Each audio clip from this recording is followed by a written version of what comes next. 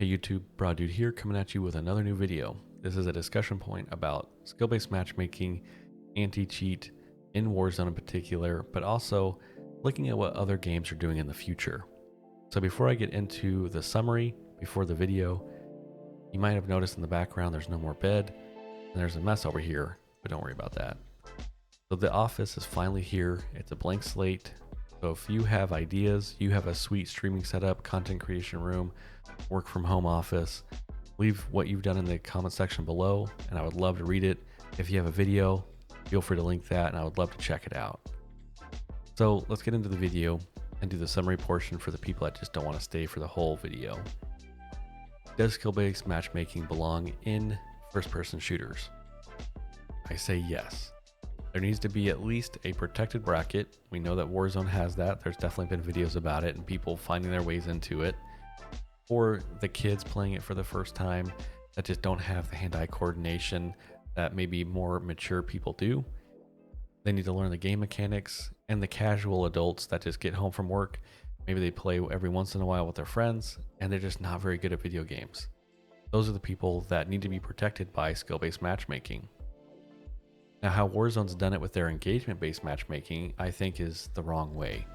There needs to be a ranked game mode that you compete for blueprints, rankings, different levels, just like they've done in Counter-Strike Go, Apex Legends, Rainbow Six Siege, Valorant, and so many other games. They need to put those in to Warzone. Will they ever do it? In my opinion, I don't think they will. They have no reason to do that. They've made billions of dollars off of their current method in engagement-based matchmaking and lack of anti-cheat. They've had the same map, they've had mini glitches, and sometimes repeat glitches every update, and it's just they have no reason to change their format. They have a perfect blueprint to make so much money every quarter, and their stockholders are going to be happy, the business is going to be doing well, and we've seen people continue playing the game. So this is maybe just a cry for Halo Infinite, Battlefield 2042, and all these other new games coming out to implement a good unranked and ranked mode. Change the players' perceptions on how to play the game. Give them things to achieve and go for with the ranked modes. So that way casual play can continue to be casual. And then the next and final thing is put in an anti-cheat. People want crossplay. People want to play with their friends, no matter if they're on PS5, Xbox, what it needs to be, and an anti-cheat be in place so that people can actually be good at a game without being accused of cheating every kill cam or every death or on every stream. That needs to be implemented. So now, if you're going to tune in for the rest of the video, let's get into some articles that discuss what skill-based matchmaking is and some of the issues that potentially could be with higher level anti-cheats. All right, so let's get into it. I'm going to try to keep this as short as possible. I was writing a script for this back in January of 2021, so of this year, and this was an article back at the end of December of 2020. This was really before the no-lag VPN discussion was coming about. People were trying to figure out what content creators were doing to get bot lobbies, breaking skill-based matchmaking, and so a lot more information's come out about no-lag VPNs, what content creators are doing, and there's a lot more openness about it. So again, I just want to make this as fast as possible. So this is a great article. I think there's two prominent people. First being Seth Abner, Scump, who is a Call of Duty pro. If you don't know him, go check him out. He's incredibly talented at this video game and just has been such a big influence for Call of Duty over the years. I remember watching him back when I was in high school and just how good he was. And same thing with Nate Shot and all those other people that used to compete back in the day. And the other prominent person would be the Halo 2 dev. I think his name is, Max Hoberman. And so he said, from day one in Halo 2, we had skill-based matchmaking. Back in the day, I never knew that. I knew that there was a ranked playlist, but I guess I didn't think about there being SBMM or both ranked and unranked. So I remember the circle ranks for Halo 2 and what we used to kind of strive for to level up. And so here is the one quote that I wanted to go over. It is, you had ranked and unranked playlists, and even the unranked playlist tracked and matched you based on your skill. The sole difference between the two is that one didn't display your skill rating. And that's just crazy to me. I just wouldn't even imagined it back in the day. Doesn't make sense. It completely does. But this is the blueprint for the current skill-based matchmaking. And then the last one is this quote. I knew that matchmaking and rankings were inherently competitive, and a lot of people just did not want that in-your-face competitiveness. Overman said, so I launched with ranked and unranked playlist, so all the hyper-competitive people, and a lot of the assholes, to be blunt, end up going to the ranked playlist, and the unranked can have a much more casual, friendly environment. And I think that's the part that people forget. Casual, friendly environment. You're more willing to not use the meta weapons. You're more willing to not kind of sweat your ass off in order to make a name for yourself in those unranked modes. You're going to do that in those ranked modes.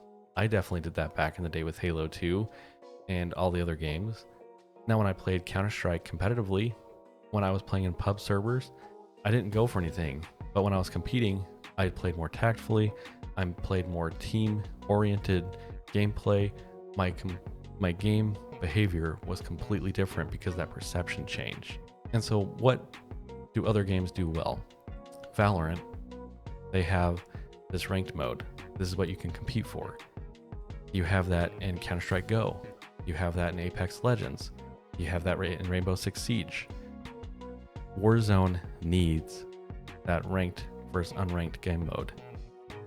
And sadly, Halo Infinite is going to be using skill-based matchmaking, just like it is in Apex Legends, Fortnite, and Call of Duty, but hopefully they implement the ranked versus unranked game mode. And so Warzone could easily do that. They could have a ranked game mode where you're competing for operator skins, you're competing for blueprints, you're competing for the same type of rank and status as you do in all these other games. But it's just up to them to figure out if they actually want to do that or not. And so Rainbow Six Siege actually breaks it down on how they do it. They're very open with their community that, yes, they're using the same algorithm as they do with their ranked mode in the unranked modes. It might be a little bit less refined in the unranked modes because you need to put people together. But at the end of the day, they're still using SBMM to match people in ranked and unranked modes. It's just that perception change. And so the last part is just the anti-cheat in general. Valorant does a good job with it. They have kernel access. Here's a chart on really how it works for your PC. And basically it just starts up when your PC turns on. It's in this kernel access. This is like basically the files that first boot up when your PC is turning on. And so they know what files are running in the background and that cheats are operating in this kernel level of access for PCs. And so they'll be able to find them more often when they're having this level of it. Now, Riot, they took a lot of flack for this, even though we know that Easy Anti-Cheat does the same thing in Apex Legends. BattlEye, never played that, but Rainbow Six Siege, PUBG, and there's just all these other games that do this already. So could Warzone implement this? Yes. But do they want to take the flack like Riot did by really putting out information about it? I don't think so. And like I said earlier, so again, there's so many options for anti-cheat. I just don't think Warzone wants to take that next step to make it an actual functioning anti-cheat.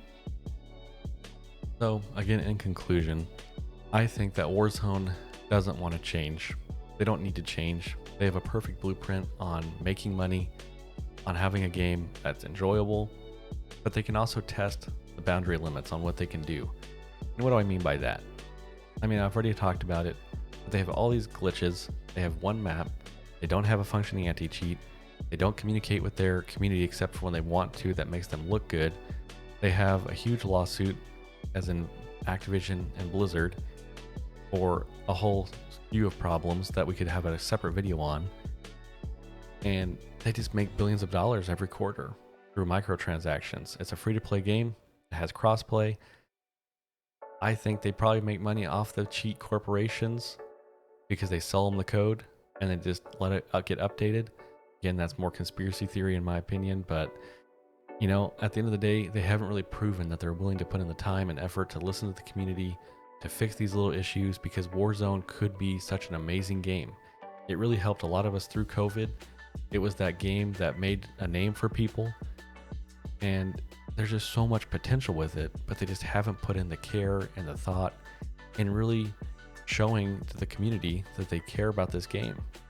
And that's why I think at the end of the day, it was just a test for them to see what level of issues, what level of anti-cheat, what level of pretty much non-care they could throw a game and see how much money they could make from it.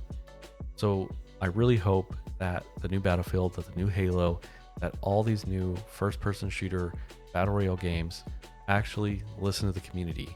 They read the subreddits, they read the forums, they read the tweets, they look at the TikToks, they look at the community, see what they're looking for, and they can make an enjoyable experience while still having people play casually and enjoying the game, purchasing the skins, the operators, whatever it might be.